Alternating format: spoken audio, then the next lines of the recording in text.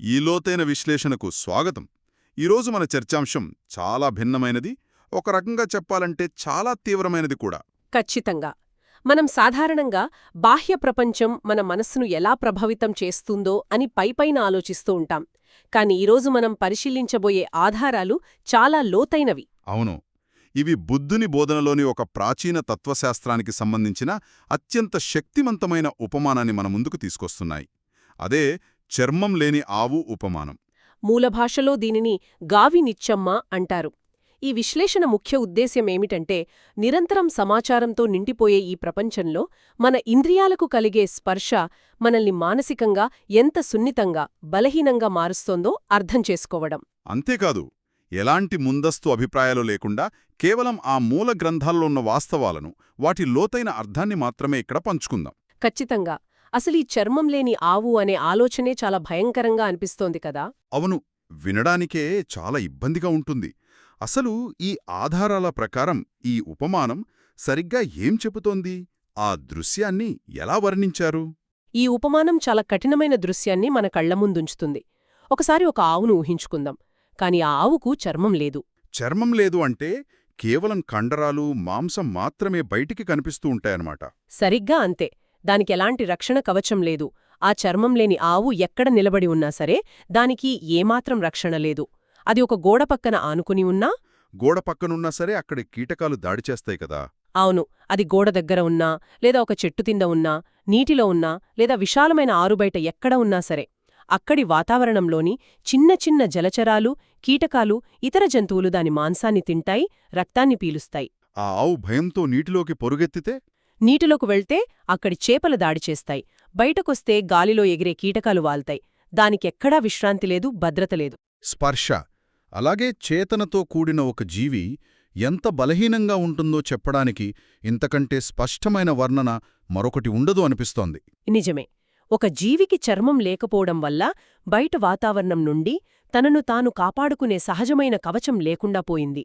అయితే బుద్ధుని బోధనల ప్రకారం ఈ ఆవు అనేదొక ప్రతీక అని మనకు స్పష్టంగా తెలుస్తుంది. కాని ఈ దృశ్యం వెనుక ఉన్న ఆ తార్కిక అర్థాన్ని మనం ఎలా డీకోడ్ చేయాలేది? ఇక్కడ ప్రతి ఒక్క అంశానికి చాలా సూక్ష్మమైన అర్థముంది. చర్మం లేని ఆవు అనేది మనిషి యొక్క నామరూపాలను సూచిస్తుంది.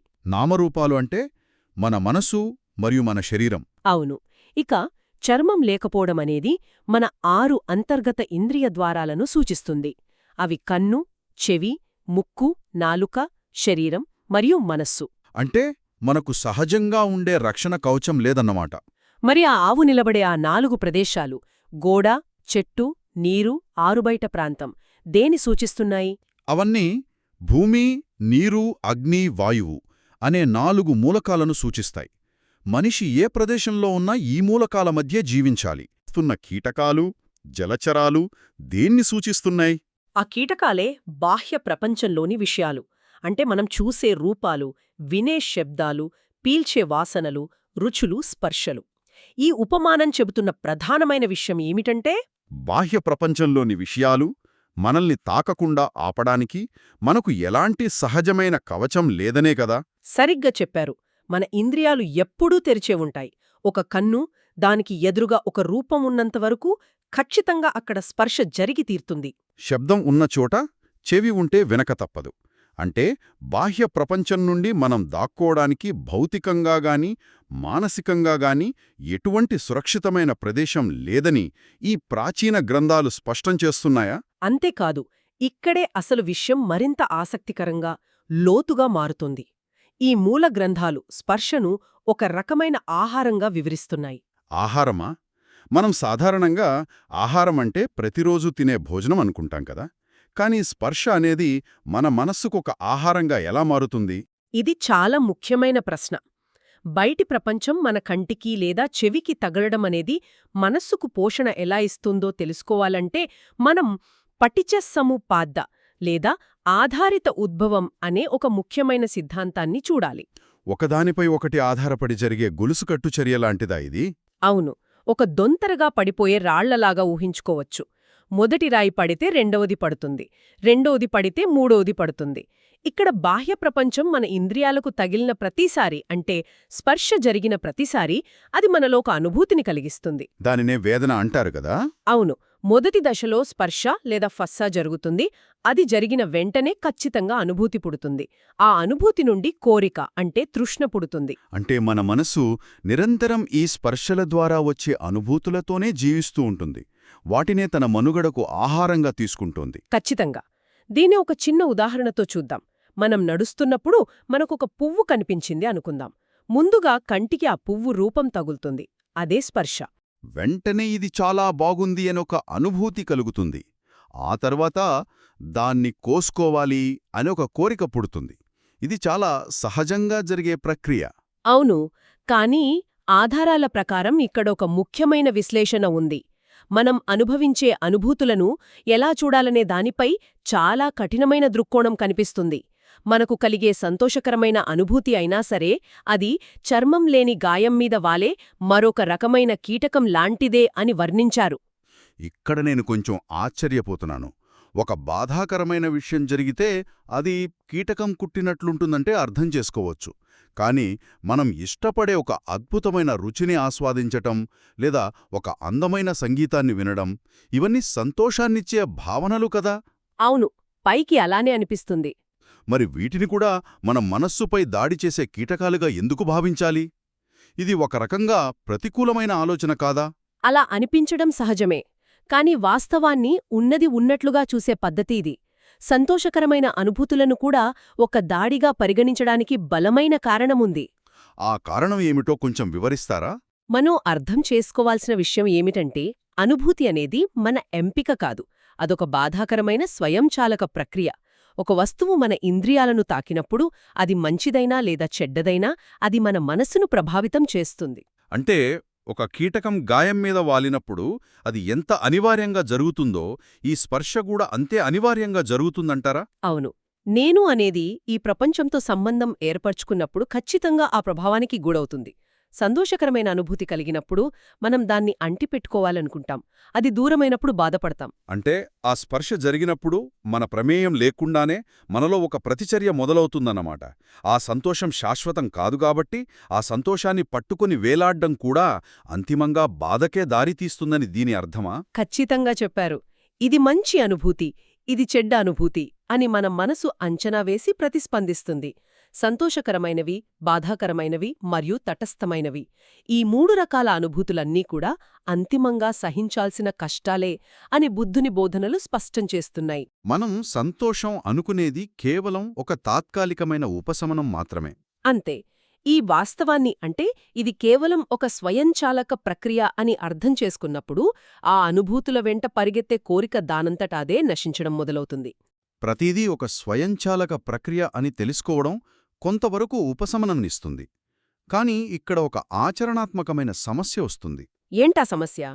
ప్రపంచం నుండి వచ్చే ఈ స్పర్శలను ఆపడానికి మనం ఆధ్యాత్మిక చర్మాన్ని ఏమీ అదనంగా పెంచుకోలేం కదా.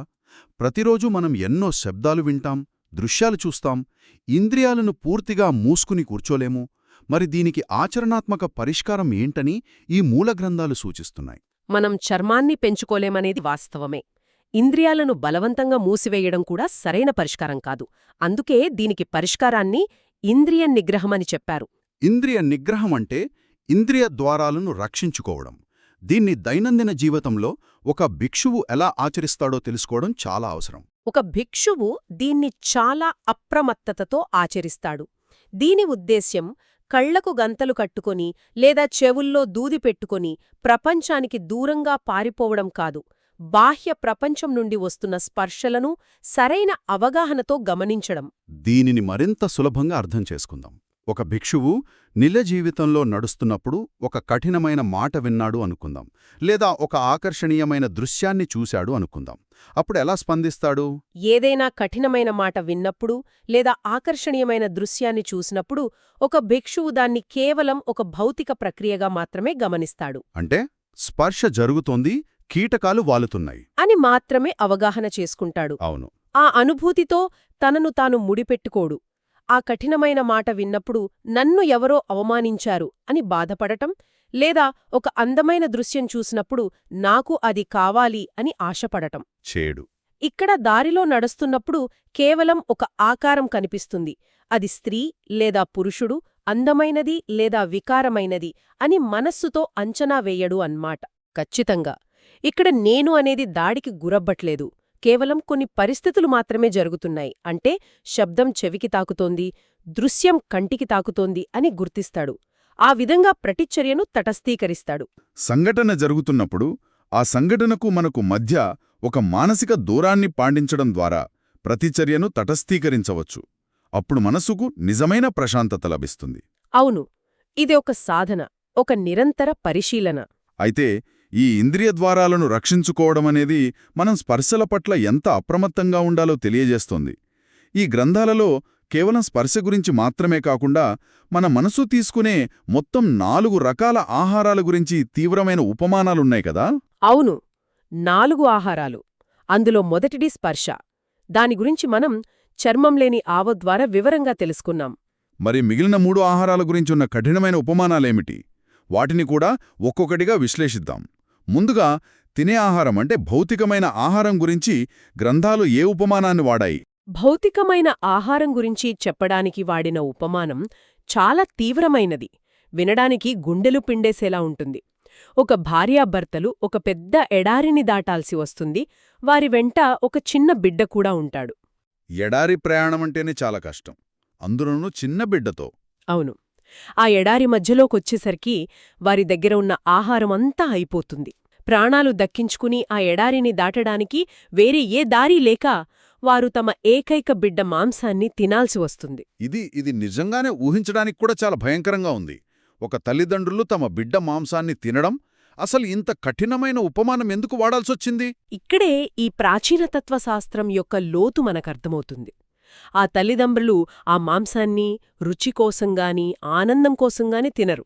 కేవలం ప్రాణాలను నిలబెట్టుకోవడానికి, ఆ ఎడారి అనే కష్టాన్ని దాటడానికి మాత్రమే ఎంతో వేదనతో తింటారు.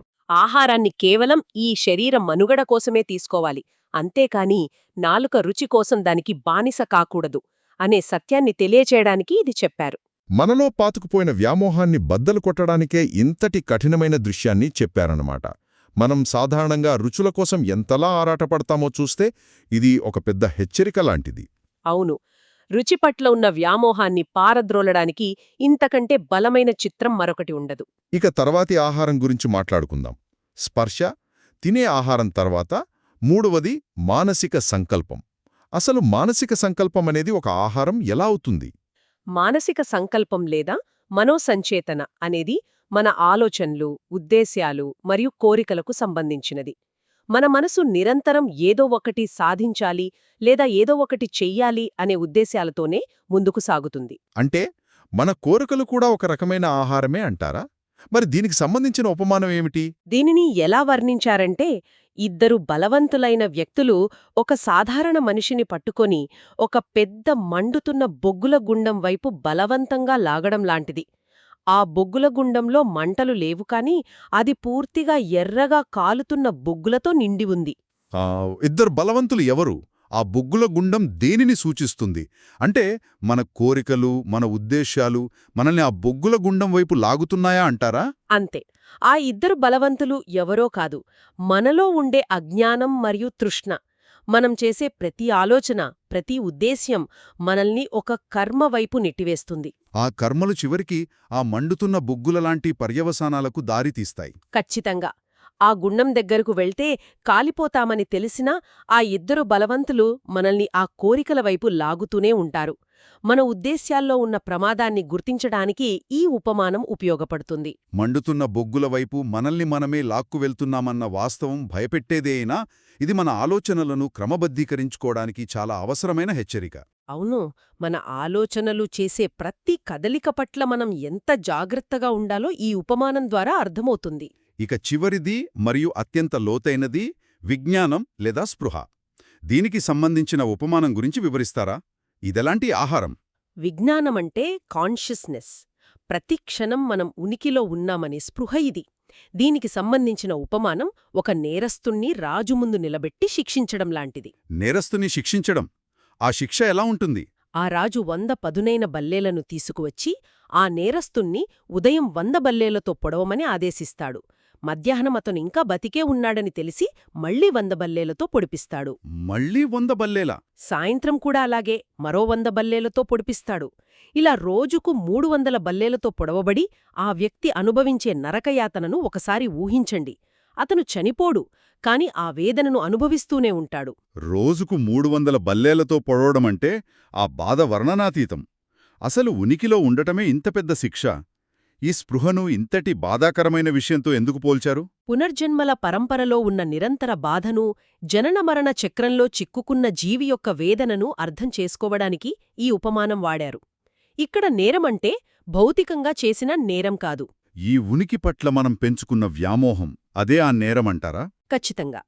ప్రతి జన్మలోనూ మన స్పృహ ఎన్నో కష్టాలను, శారీరక మరియు మానసిక బాధలను అనుభవించాల్సి వస్తుంది. బల్లేలతో పడవడమనేది జీవితంలో మనం ఎదుర్కొనే నిరంతర వేదనకు ప్రతీక. ఈ స్పృహ ఉన్నంతకాలం, ఈ నామరూపాలు ఉన్నంతకాలం మనం నిరంతరం గాయపడుతూనే ఉంటామని ఇది తెలియజేస్తుంది కదా? అవును. ఈ సత్యాన్ని గ్రహించినప్పుడు మాత్రమే దేనిపైనా వ్యామోహం లేకుండా ఒక భిక్షువు తన మనస్సును స్వేచ్ఛగా ఉంచుకోగలుగుతాడు. ఈ 4 ఉపమానాలు, చర్మం లేని ఆవు, ఎడారిలో బిడ్డ, మాంసం తినే జంట, మండుతున్న బొగ్గుల గుండం వైపు లాగబడటం, మరియు రోజుకు 300 బల్లేలతో పొడవబడటం, ఇవన్నీ వింటుంటే అసలు ఉనికిలో ఉండటమంటేనే ఎంతో సున్నితమైన మరియు ప్రమాదకరమైన విషయమని అర్థమవుతోంది. నిజమే. మన మనస్సు ప్రతీక్షణం బయటి ప్రపంచంతో ఎలా ఘర్షణ పడుతుందో, దాన్ని మనం ఎంత సులభంగా విస్మరిస్తామో ఈ విశ్లేషణ ద్వారా స్పష్టంగా తెలుస్తోంది. ఇదంతా ఒక రకంగా కళ్ళు తెరిపించే సత్యం. అవును. కాని ఈ విశ్లేషణంతా మనల్ని నిరాశపరచడానికి కాదు సుమా, మనం ఎంత అప్రమత్తంగా ఉండాలో, వాస్తవాన్ని ఎంత నిశితంగా గమనించాలో తెలియజేయడానికి మాత్రమే. అంటే మన ఇంద్రియాల ద్వారా జరిగే ప్రతి స్పర్శను మనం గమనించాలి. సంతోషం వచ్చినా, బాధ వచ్చినా అది కేవలం ఒక స్పర్శ మాత్రమే అని గుర్తించాలి. దానికి శాశ్వతత్వం లేదు అని తెలుసుకోవాలి. అప్పుడే ఏ కీటకము మన మనస్సు అనే గాయాన్ని మరింత లోతు చెయ్యలేదు. ఈ అవగాహన మనకు నిజమైన స్వేచ్ఛనిస్తోంది. ఖచ్చితంగా. ఇది కేవలం ఒక సైద్ధాంతిక చర్చగా మాత్రమే మిగిలిపోకూడదు. రేపు ఉదయం మేలుకొన్న తర్వాత కళ్లకు కనిపించే తొలి దృశ్యం, చెవులకు వినిపించే తొలి శబ్దం, నాలుకకు తగిలే తొలి రుచి, వీటన్నిటినీ మనం ఎలా స్వీకరిస్తామో ఆలోచించుకోవాలి. అవును. ప్రతి స్పర్శను కేవలమొక స్పర్శగానే చూసే ప్రయత్నం చెయ్యాలి. కీటకాలు వాలుతున్నాయి అన్న సత్యాన్ని గ్రహించి మన ప్రతిచర్యను ఎంపిక చేసుకునే స్వేచ్ఛ మన చేతుల్లోనే ఉందన్న స్ఫూర్తిని ఈ విశ్లేషణ మనకు అందిస్తుంది. ఎప్పుడైతే మనం నిష్పాక్షికమైన పరిశీలకుడుగా ఉంటామో అప్పుడు మనం సురక్షితంగా ఉన్నట్లే. ఖచ్చితంగా. అవగాహనతో కూడిన పరిశీలన మనల్ని ఆ సురక్షితమైన స్థితికి తీసుకువెళ్తుంది. ఈ చర్చను ముగించే ముందు ఈ సారాంశం ఆధారంగా మరింత లోతుగా ఆలోచించడానికి ఒక ప్రశ్నను వదిలివెళదాం. ఈ చర్మం లేని ఆవు ఉపమానాన్ని అర్థం చేసుకోవడం అనేది ఆనాపానసతి అంటే శ్వాసపై ధ్యాసం చేసే ఆచరణతో ఎలా ముడిపడి ఉండవచ్చు?